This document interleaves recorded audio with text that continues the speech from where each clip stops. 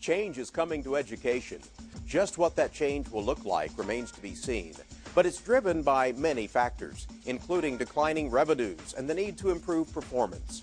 Today, we discuss some of the ideas being proposed, as education reform is the big topic on Oklahoma Forum.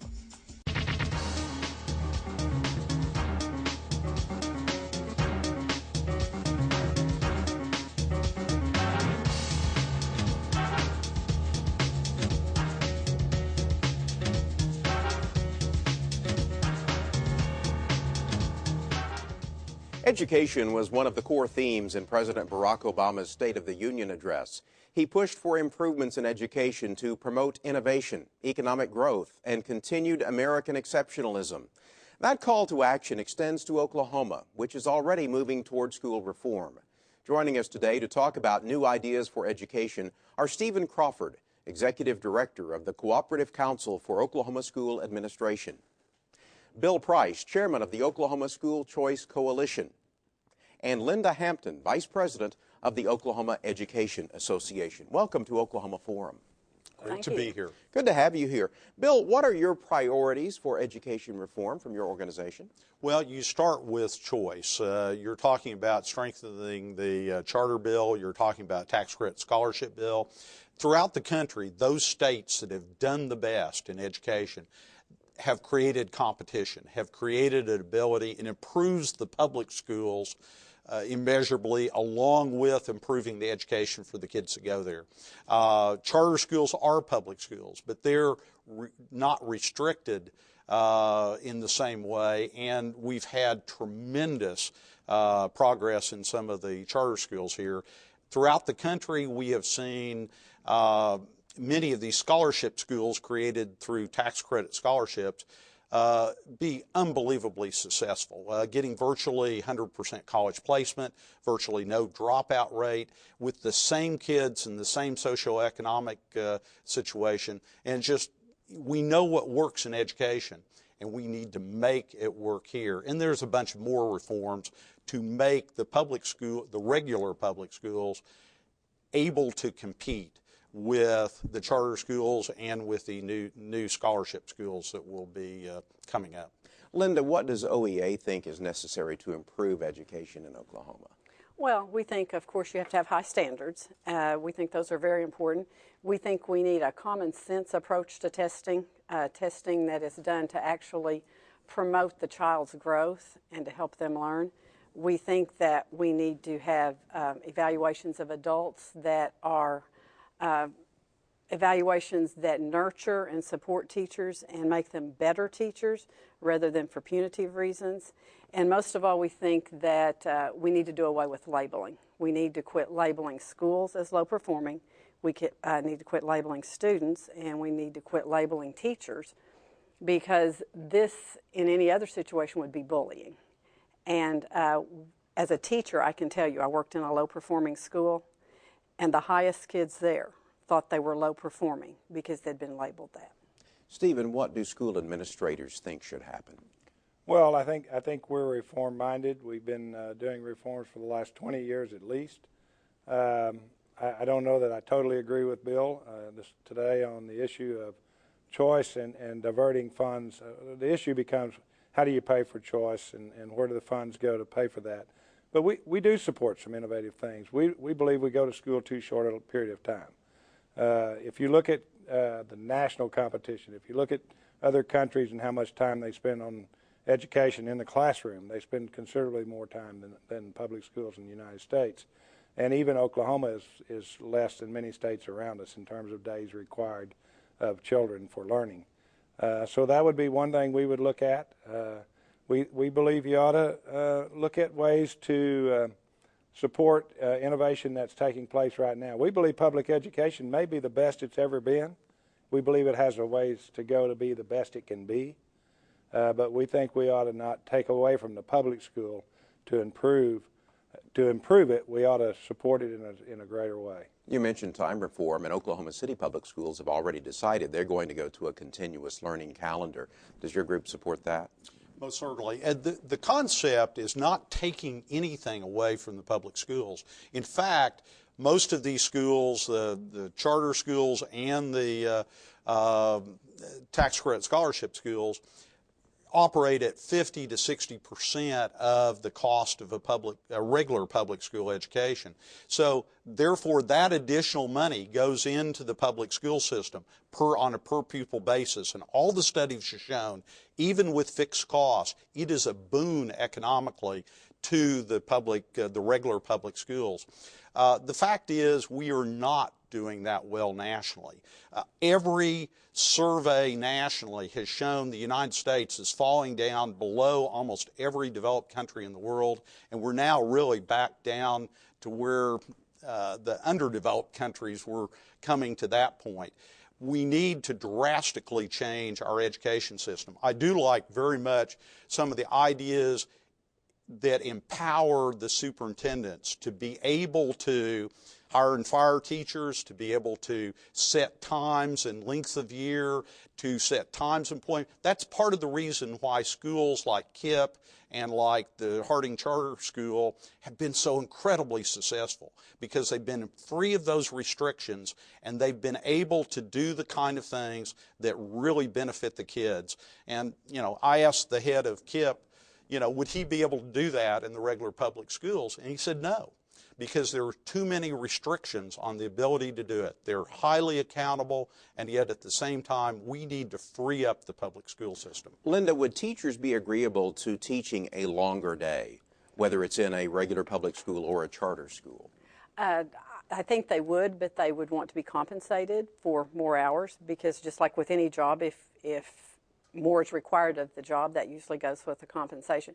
But one of the things that sort of troubles me that Bill said that I want to straighten out is, yes, charter schools do take open enrollment and take children, but where the difference is once you start having problems like discipline problems or perhaps parents that can't commit to the commitment that charter schools can make, they no longer are part of a charter school and they go back to public education. In public education, we don't have that choice. We keep them, and there is no getting rid of a student for forever. But we also, anytime money is diverted from public education, we all know public education is underfunded. And studies have shown, especially in Milwaukee and Cincinnati, that there is actually no difference in the results that charter schools do with public schools. So why would we divert the money to put in a charter school situation? I want to ask Stephen about the requirement on the parents. We're going to come back to funding here in just a minute, but the requirements on parents, there are different rules for charter schools than there are for public schools as we know them over the years. What are the requirements for parents? Well, and I don't have specific requirements that I can give you, Dick, but we realize that charter parents that take their child to a charter school sign agreements for certain things that they would do in order for their child to remain in that school.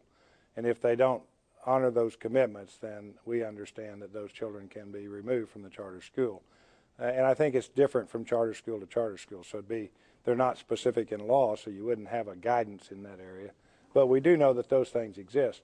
And the most successful child has people behind them that are committed to their education. So that is a critical piece that Linda mentions that doesn't always exist in the public school setting. And that it is something that cannot exist or could exist in a public school setting? It is not. More requirements. It is not within parents. our ability to require parents to do certain things. I don't know if it could exist legally through the legislative process or not. I could not answer that question for you. Bill, there's been concern expressed already about the cost.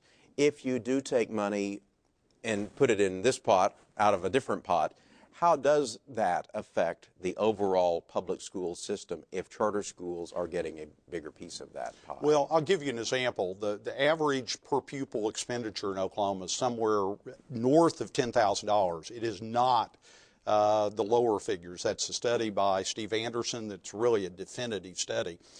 The charter schools don't even get any money from, for pensions, for instance. They don't get any money from the ad valorem, which is about 28%. They're operating on about 60% of what the cost of public school education is. That additional amount per pupil is a savings. If a person goes to a tax credit scholarship school, it's a similar situation. These schools are operating literally at almost half the cost of the public school system, and they're outperforming them. They are outperforming them throughout the country. KIPP has 100 different schools throughout the country that are phenomenal.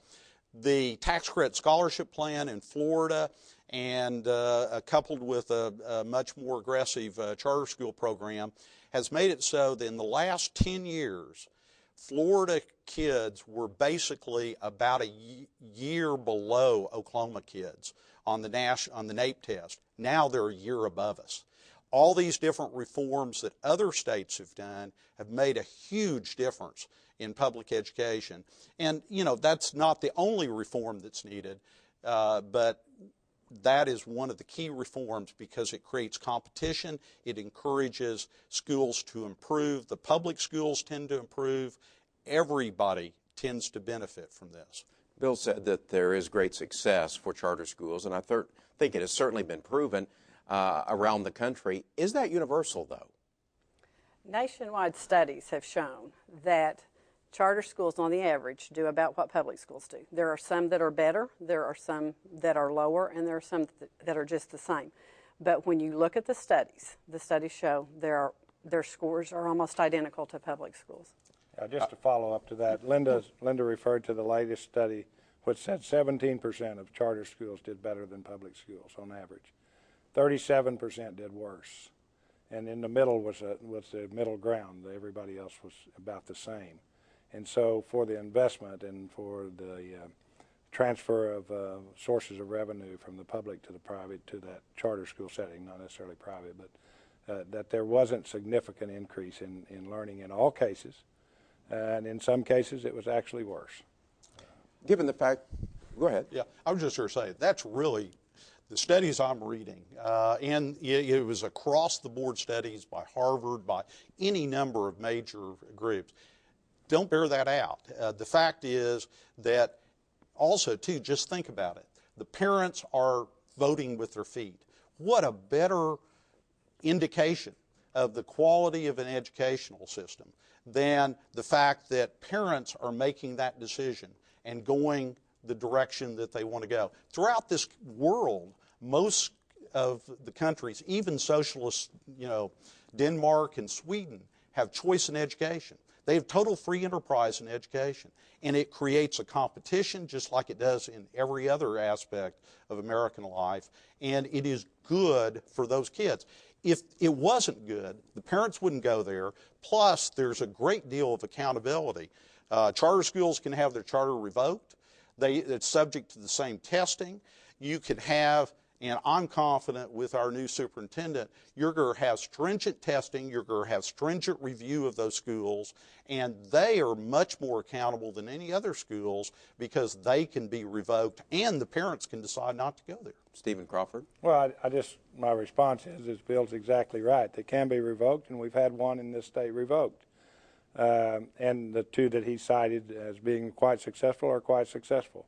They have committed parents, committed leaders in the office, and committed teachers. And all those things help to make success. At the same time, they have kids who understand when they go there, they have no right to failure.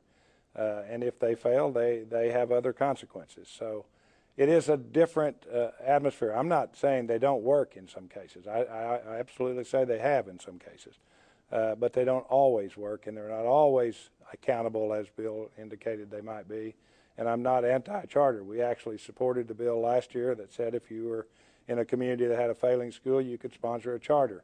So our organization has taken a stance that some expansion of charter is okay, but wholesale we probably would not.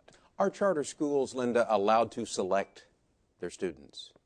I think that depends on the school. And the charter. And the charter. And the point would be that they don't necessarily, even if they are open to all students, it's the requirements that they have to follow once they're there. It's the fact that the parents have to sign a contract that they will spend so much time with their child or that they will volunteer that we can't do. And we do have competition in public schools. We have open transfer. No Child Left Behind has required that any student that's in a low-performing school